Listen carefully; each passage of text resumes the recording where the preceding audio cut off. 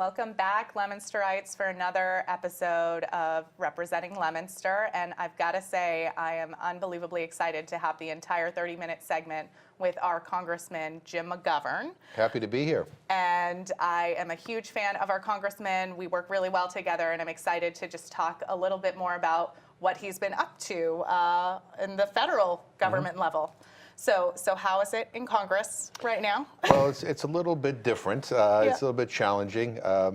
You know, it's frustrating because I think there's a lot that we need to do, but for some reason, Congress is so polarized that it's hard to, come together on things. Even when we agree on things, it's very difficult to get it done. But my hope is that will change. We're, in spite of all of that, we're moving forward. Trying to do what we can to bring federal resources back to our district, including here in Leominster. And, I'm confident that things will get better.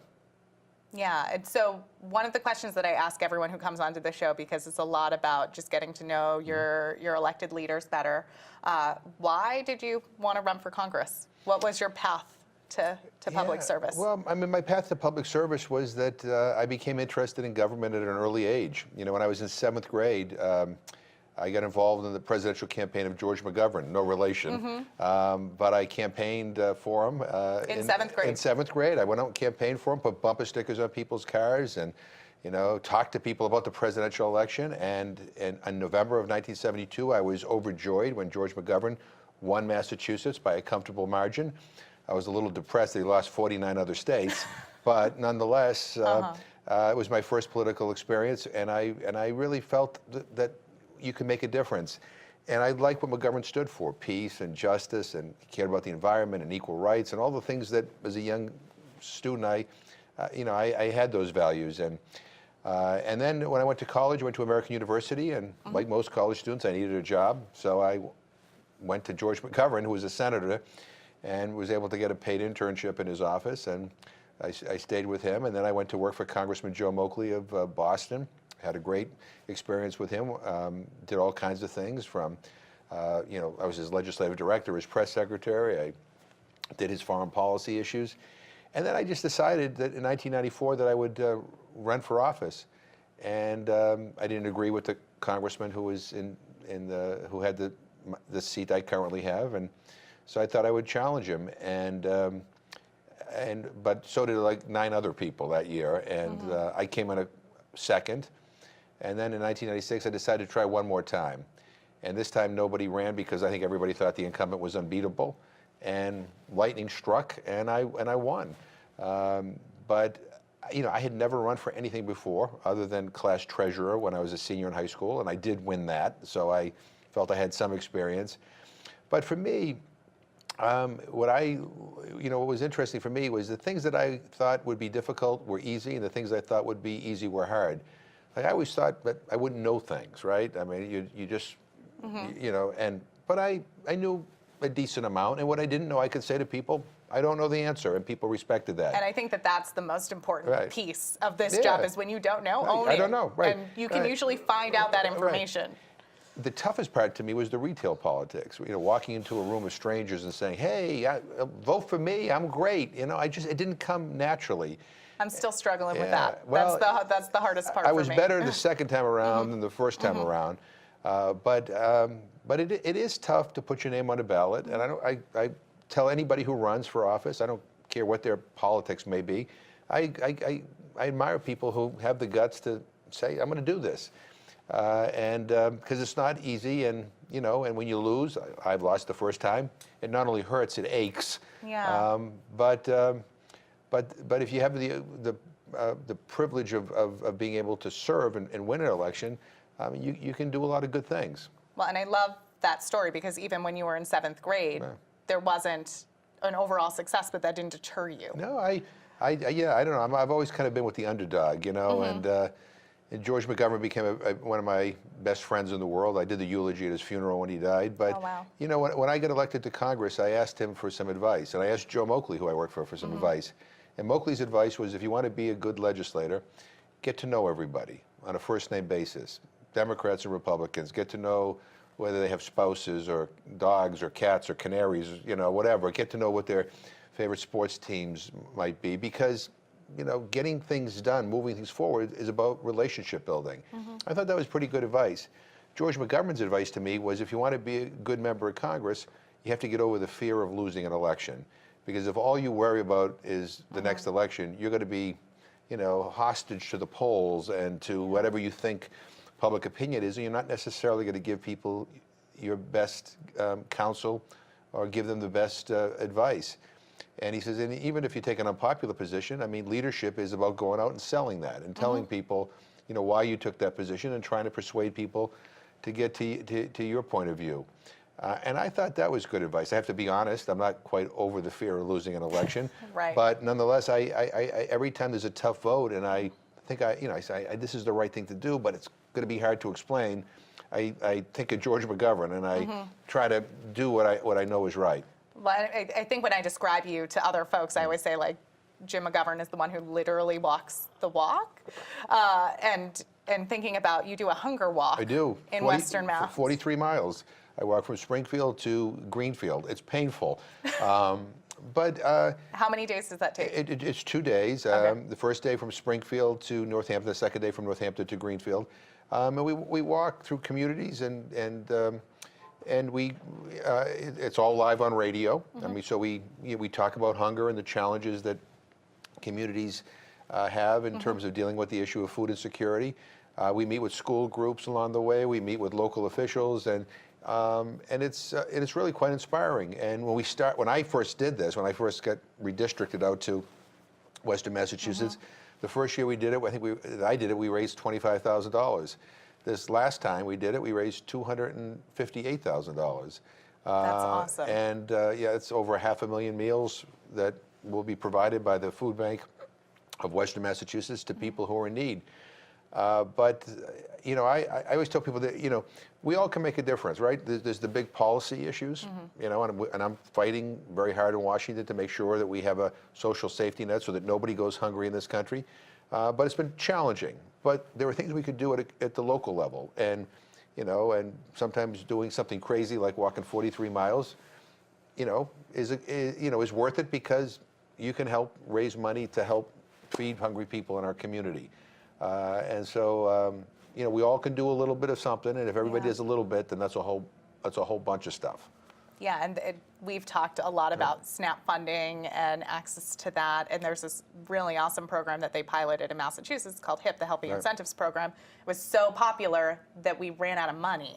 And for folks who don't know what it is, it's for anyone who qualifies for SNAP benefits in the summer, they get to use up to $40 at local farmers market on fresh produce, which is so great, especially for the seniors that we have our senior hours for. It's an incentive for them to go and apply for, even if they only qualify for that $15 minimum benefit, because it becomes so much more. Yeah, and as I explain to people, when we're talking about ending hunger, it's not just about giving people anything.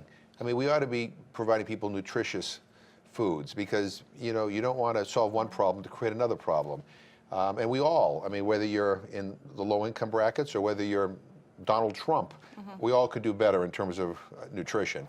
And we just formed a Food is Medicine working group in Congress, a bipartisan group, basically trying to figure out strategies to better integrate nutrition in our school systems, to make sure our doctors and our hospitals and our medical systems are focusing more on nutrition, to try to incentivize the insurance industry to put in an emphasis on nutrition. I mean, think about it. Insurance companies cover $1 gazillion for prescription drugs, but sometimes, what people need is a healthy meal. Is a better diet. Well, why don't we provide prescriptions for that? It's cheaper, and it's better. So there are lots of ideas out there, but in any event, one of my passions is that nobody in this country should be hungry. We're the richest country in the history of the world. And the fact that we have 42 million Americans who are hungry, I'm ashamed of that fact, and I think everybody should. We can do much better. No, and I want to thank you for your leadership on that. And something else that you've been very outspoken about, it's tax season time. And so there was this major tax overhaul plan put into place, and I'm wondering if you have any insight into how this is going to affect us. Well, I mean, for a lot of my constituents, it's not going to affect them at all. Some may even pay more, because this this tax package that the Republicans passed, that Donald Trump embraced, basically lowers the deduction for state and local taxes on your federal forms. So we here in Massachusetts will, a lot of people in Massachusetts will maybe see even actually an increase in their taxes. But 84% of the benefits in the tax package go to the top 1% income earners in this country. I mean, if you're going to do a tax package, I mean, the people who really need the help, are average working people. Not the millionaires or billionaires, not the corporations. It's the people, who are struggling in the middle. So I think there was a missed opportunity here. And by the way, I think a lot of people would forego it, whatever this tax cut is. And again, most middle-class families won't feel any benefit. And instead would have rather taken that money and invested it in rebuilding our infrastructure. I mean, we have roads and bridges that are falling apart. We have our rail systems are falling apart. We have water and sewer systems that need to be upgraded. We have some real needs that are not being met because we don't have the resources. And instead of doing that, the Republicans passed a tax cut package that adds $2.3 trillion to our deficit, and I don't think it's going to stimulate this economy at all. When big corporations get more money, I mean, I'm sorry, it doesn't necessarily translate into more jobs. What they do is their shareholders benefit. They keep the money, and we're seeing that. And I'm sorry, and bonuses are not raises. The best we've seen out of this is a couple of big companies have given their employees bonuses. I'm not trying to denigrate bonuses, but what people really need is a raise. That would really stimulate the economy, and this tax cut does nothing to encourage that kind of corporate behavior. Well, and it's why I'm so thankful to have you there, because I do not envy you in your job every day in Massachusetts. We're pretty much doing the exact opposite. Right. We're working for working class families, making sure that we're raising the minimum wage to a living wage. We're working on paid family medical leave, because we absolutely need to have that in the United States, and make sure that it's affordable even for small businesses to offer. And so I'm excited about the work on that. Yeah. And we're working on making sure that those who earn the most are paying their fair share in taxes with the Fair Share constitutional amendment. Which we all hope will pass in November. And that's going to go to public education and infrastructure, building up our communities. But states can't make up the difference if the federal government keeps on cutting, and that's one of the problems. We talked about SNAP. The president's budget calls for like $200 billion worth of cuts in that program. And by the way, the average SNAP benefit is about $1.40 per person per meal. And you and I are both drinking coffee, and it probably costs more than that. And when people say, "Oh, people all just go get a job," the majority of people on the program are children, are seniors, are people who are disabled. Of those who can work, the majority work. It goes back to wages. They earn so little that they still qualify for this benefit. So, let's not make things worse. I just was at the Francis Drake School, and we just saw this is National School Breakfast Week, and we got to. Did you see their breakfast after the Bell program? Breakfast at the Bell, which I know you guys are working to expand on the state level, which I fully support. But the federal monies that come to help support our school feeding programs are always in jeopardy. We have to fight for them all the time. Right. And I look at these kids. You could hear a pin drop when you walk through through those classrooms today as kids are eating, socializing, learning about good nutrition. And and as I said to the teachers, to me, that breakfast and that lunch is every bit as important for that students to be able to learn as a textbook is. If you are hungry, you are not going to be able to focus on your lessons. You're just not. And so it's incredibly important. And by the way, we ought to be thinking about universal breakfast for everybody, because it's not just kids who are from low-income families. My son's in college. I still have a 16-year-old daughter. We fight, every morning to get something in her system before she goes off to school, because I know you're not going to be as sharp if on an empty stomach. It's just, we know that. So, we ought to be, we ought to understand that there are things that we can do to get better academic outcomes, to improve behaviors in schools, and food and nutrition is a part of that. Yeah.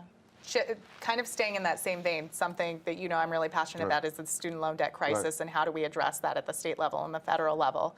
And I'm wondering if you have any information. I've seen some concerning things about cuts to income-based repayment programs that make it affordable for students to be, for graduates to be able to work in jobs they're passionate in and be able to make payments back to their student loans, and the complete elimination of the public service loan forgiveness program. So, I mean, those are things that have been put on the table as the Republicans are drafting a new higher ed reauthorization act. You know, I'm hoping that none of that moves forward, because it would have a detrimental impact, not just on young people's ability to get the kind of education they want, but on our economy.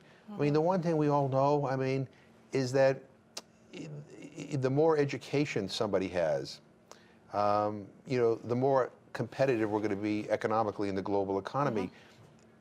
Things are much more complicated today than they were when I was a kid or when my father and mother were kids. I mean, even in manufacturing, I mean, the skill sets that are needed to operate this complicated machinery, I mean, requires training. Now, not everybody has to go to college. We have great vocational, technical, educational schools and community colleges and state universities, but education is vital.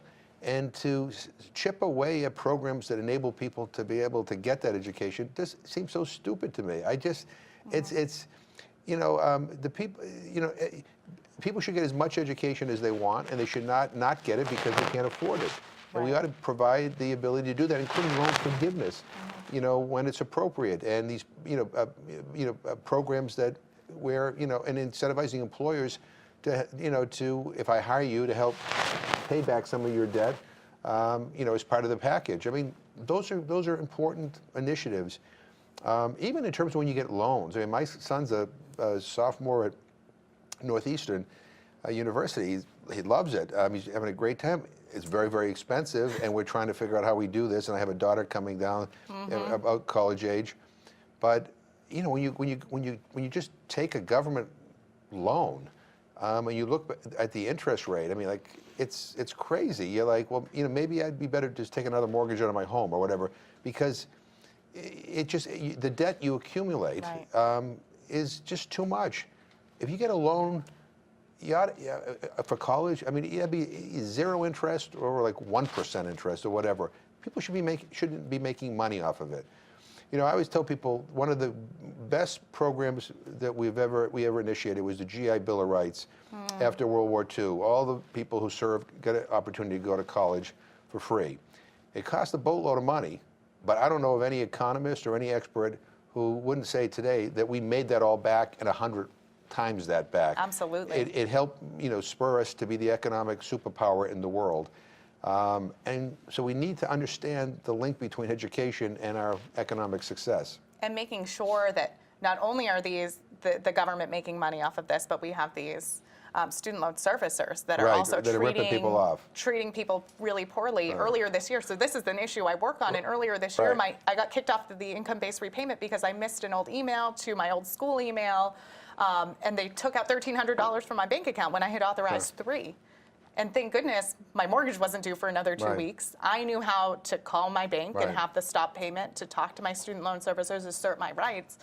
But I'm in a much better place. This is the world that I work in, and this is the issue I'm really passionate about. Well, I'm so worried about everyone else. There's nobody who's been better on these issues than you have been. I mean, even before you get into elected office, this was your passion, and so you know, I mean, we all follow your lead on this, but it's important, and we got to get this right, and we haven't gotten it right yet. Yeah, I'm just so concerned about, we have 967,000 student loan borrowers in the state of Massachusetts. 1/5 of them are over the age of 50. We're having people lose their Social Security wages to pay back student loan debt.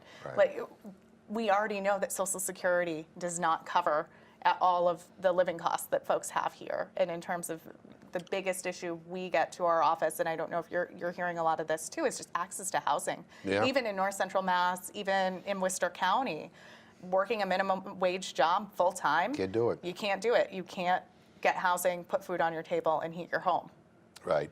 And, you know, and we're seeing, you know, property values increase, which is a sign that the economy is getting better in this area, and these are desirable places to live. So that's a good thing. The flip side of that is for people who are struggling in these low-wage jobs, it means that they're priced out of the market. And even the rents are phenomenally high. And I've been seeing rents of like $1,300, $1,400 for a studio in Leominster. right, but and so I mean, but it's a bit, and and those who are trying to get into public housing, I mean, the waiting lists are phenomenal, long. right? And so I mean, that's another area where I think we ought to be investing rather than tax cuts for corporations and millionaires or billionaires. It would have been is an area we can make a difference in. Can we talk a little bit about investment in infrastructure? One of the perpetual frustrations, I think, for people who live out in this area but work in Boston is the commuter rail. And Right. is it reliable? Is it on time? Earlier this week, it was running an hour behind, so the next train had already come. So I wonder, at what point do you say that train's just not showing up, it's Right. not running behind schedule? So our rail system, our commuter rail system throughout the state needs to be improved. And there's no reason why we can't. And if the people that are managing it can't do it, it's time to take another look, for somebody who can. We also need to do infrastructure upgrades as well. We've kind of gone full circle on rail. I mean, we had some of the best rail system in the world many years ago, and then we said, well, we don't want rail as much anymore. We're going to do we're going to use cars, and we're going to drive everywhere. And now we're saying, well, that's wear and tear on our roads. It's not good for the environment. It's inconvenient. The traffic jams. We want rail back. And so, we got commuter rail, which has helped, make this area more attractive to want to live in. But commuter rail is not reliable, is not acceptable, because if you're working in Boston or you're working, someplace along the line and you can't get to work because the train is an hour late or doesn't show up, whatever. I mean, at some point your boss is going to say, either get a car, or we can't have you here anymore, right? Right. People need to be able to get to work, and it shouldn't be too much to expect that we have a system that is on time and on schedule, and is as perfect as it can be. Granted, there are unforeseen circumstances like mega storms, and but we're having problems even when the weather is nice. So we have to work on that. And another part of infrastructure that I take for granted here, and I wonder if some parts of your district you see this, are communities out in Western Mass who still don't have access to high-speed internet. Right. Is there any thought about how we can invest in that? So we've come a long way. During the Obama administration with the economic stimulus package, there was a bunch of money in there to help states expand broadband and the internet to underserviced areas or areas where there was no service.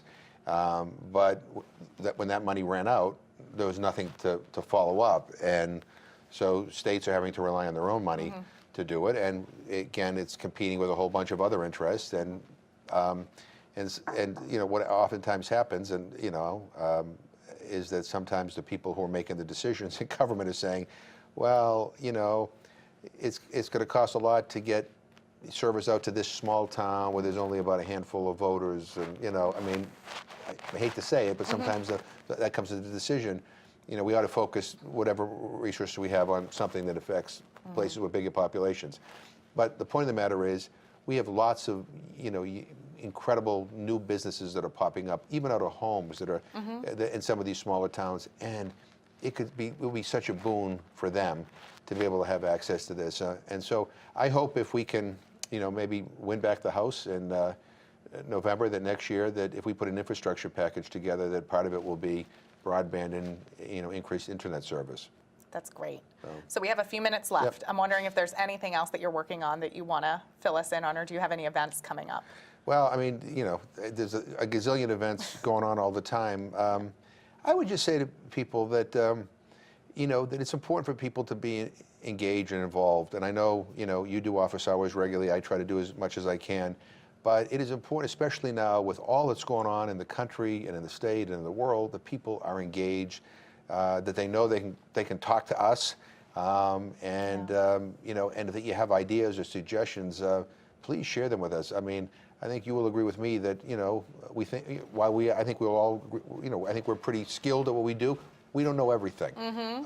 And so it's important to hear what people are saying. And so that's why appreciate, being able to come to Leominster and, even just walk around sometimes. And some of the best conversations you have are in a coffee shop or, if you stop at a local store or whatever, and people then kind of give you their opinion. But this is a time for people to be engaged. This is not a time to sit back. There's too much at stake. Yeah, and I've been so thrilled to see so many people showing up to my office hours. I will admit my Monday night office hours at the Leominster Library are very well attended. So if folks want more one-on-one time, please join me at 7 a.m. at the Leominster High School on Fridays. This morning, we just had a few people pop in to say hello, but there wasn't anything substantive. So we always love having people come that early. Well, people are showing up like never before. I mean, I did a coffee with your congressman in Worcester, and we had a small little room because I figured maybe 20 or 30 people would show up. We had 160 people show up. We had to move. We That's did it in the amazing. church, but we had to move it up to the main hall, and that's great, but it makes me feel that people are, understand that that this country's future does not just rest on you or me or whoever they elect. They have a responsibility here, and a lot of young people are showing up too, which is really wonderful because I think. These young people are going to save this country and save this world, and I'm putting my confidence in them. I've been watching these young kids from Florida who have had the guts to speak truth to power, to the legislators on this gun issue. I mean, I'm like, organizing. when I was in high school, I don't know if I could have ever done that. And they are so eloquent, and they are so brilliant, and they're so powerful and so well informed. If that's our future, we're going to be fine. No, I'm so excited with how I've seen even students stepping up, and the more that they interact with us and build power within themselves, and any way that I can help support that, I'm thrilled. But Congressman, thank you so much for joining me. Happy to be always here. love to have you in Leominster. And for folks who don't know, the Congressman has an office right down the hall from my office in the Gallagher building. So if you're ever looking for him, Eladia Romero is the district coordinator, and you absolutely should reach out. And we'll see if we can get your contact information maybe up at the end of this. Sure. Okay. And Eladia knows everything. Oh my gosh, she is the best because a lot of people come to my office looking for questions about more federal issues, and we work really well together. And I'm so thankful to have you and your staff working with us for us in DC. Thank you. So thank you.